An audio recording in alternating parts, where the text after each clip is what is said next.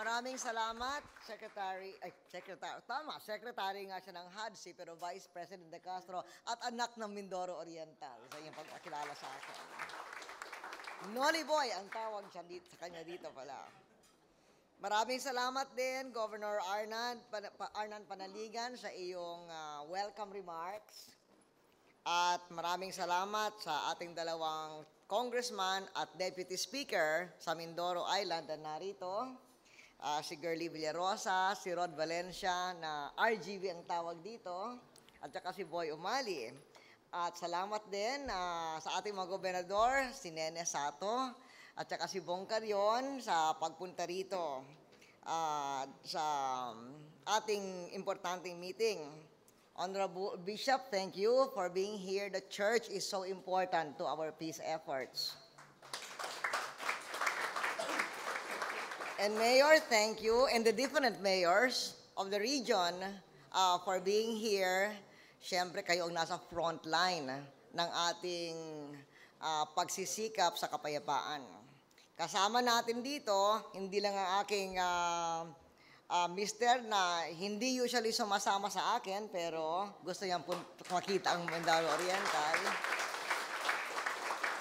Ang ating mga cabinet members, ang ating mga matataas na opisyal ng military at saka police, at pati matataas na opisyal ng ilang mga importanteng department na may kinalaman, lalo na dito sa Mimaropa.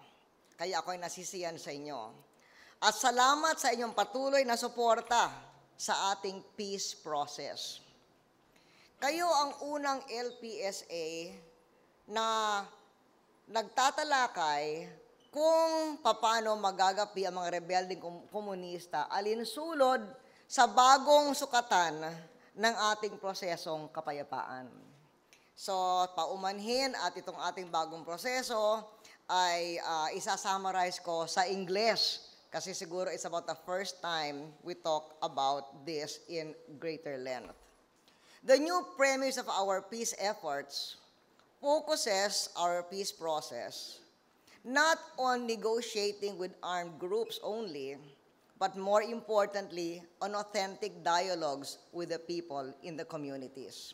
At maganda na yung inyong resolution ay kasama doon sa mga pag-uusap sa mga stakeholders.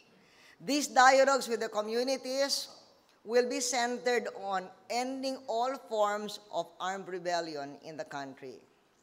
By talking directly with the people, we hope to generate a national consensus against armed struggle as a means of achieving political and social change. Ang ating pangkabuoang pag-uusap naman sa mga armadong grupo ay DDR, or Disarmament, Demobilization, and Reintegration. Ito ang ating framework ngayon sa ating pakikipagharap sa mga alinmang armadong grupo sa mga peace talks.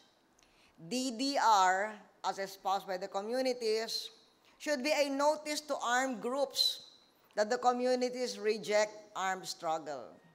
It should be a way of showing that the force of arms does not entitle them to represent our people. Through these engagements, we hope that our people will make all armed groups accountable to them and to the government for all their actions. So ito ang ating mga layunin sa ating mga pag-uusap na pangkapayapaan ngayon sa mga komunidad mismo. Ang kapayapaan ay katuwang ng kaunlaran. At gaya ng sabi ni Arnan sa kanyang diskurso, napaka-importante ang pag-uusap ng kaunlaran gawa ng sitwasyon sa buong mundo ngayon. There is, as Arnan says, a global economic crisis that is responsible for driving up the prices of food, fuel in price, and rice in the Philippines and around the world. We are not in crisis here at home, but we are facing strong challenges. During these troubled times, papel ng pamahalaan to help insulate the Filipino people from these price shocks and economic pressures. Ang inyong pamahalaan ay ginagawa ang lahat sa kapangyarihan para maglagay ng mesa, ng pagkain sa bawat mesa at proteksyonan ang inyong mga kinikita mula sa matataas na presyo at mataas na inflation. At malaki ang pagpapasalamat ng buong bansang Pilipinas sa Mindoro Island dahil kayo ay nagtatanim ng palay at nagpapakain sa Pilipinas.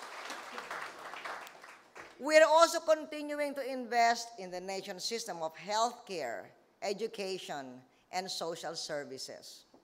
Sa harap ng krisis sa Amerika, the Philippines appears in relatively good shape thanks to the fiscal reforms that our congressmen enacted that manifested in 7+% GDP growth last year.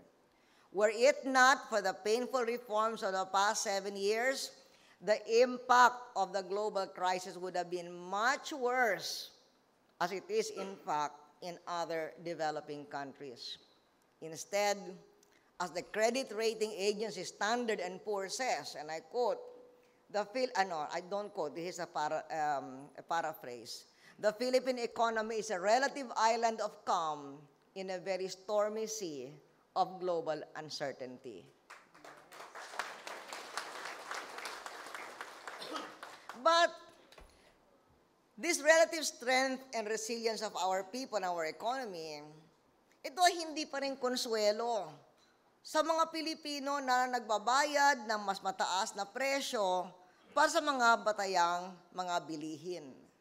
At we are aware of the pressures that you face mula sa matataas na presyo at matataas na inflation. At alam natin na nag-aabala kayo sa katiyakan ng trabaho at kung ano ang mabibili ng inyong kinikita. We are also concerned with that. Kaya, nagsisikap tayo, nagtatrabaho ng masipag para manatiling bumaba ang presyo ng bigas, pagkain, at gasolina, at diesel, at upang dumami ang bilang ng mga trabaho at mga pamumuhunan na tutuloy na maglikha ng oportunidad sa trabaho para mas marami, mas nahihigit sa ating mga kababayan, lalo na dito sa Mimaropa. At congratulations for being the fastest growing economy of 2007. The government has made sure that we now have a solid supply of rice for the foreseeable future. At siyempre, nagpapasalamat muli sa Mindoro Island. And I hope that distribution of rice is working. I hope that people are getting the rice that they need. One reason why I go to the provinces is I want to hear if it is not so. And our farmers are getting the investments they need. Maganda yung isa sa inyong mga resolution. And may I say that your resolutions are very well taken. I could say that almost all of them can be adopted immediately. Some will be discussed with appropriate departments. Pero yung isang resolution ninyo tungkol sa sana ma-repair ang mga irrigation facilities, yan ay pwede kong i-commit sa inyo.